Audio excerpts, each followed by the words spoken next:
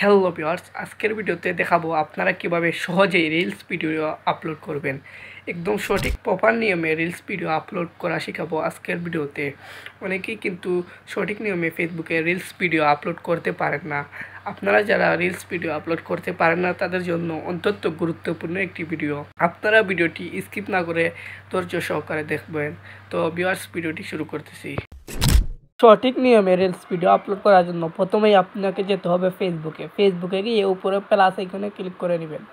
তো এই ধাপটি তো আপনারা সবই পারেন। তো তারপর রিলসে ক্লিক করে নেবেন। তো রিলসে ক্লিক করার পর আপনার একটি ভিডিও আপনি সিলেক্ট করে নেবেন।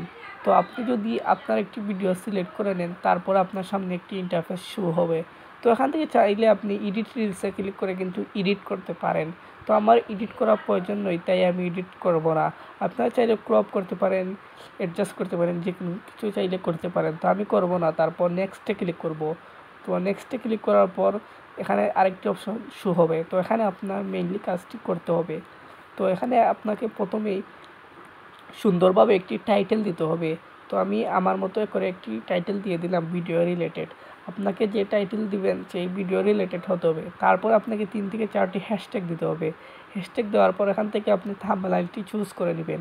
এখানে থাম্বনেইলটি অনেকটা গুরুত্বপূর্ণ। তো যে যে জায়গাটা সুন্দর সেখানটা দিয়ে দিবেন। তো দেওয়ার পর উপরে কোনায় দেখতে পাবেন সেভ। তো সেভে ক্লিক করে নেবেন। সেভে ক্লিক করার পর তারপর লোকেশনটা দিয়ে দিবেন।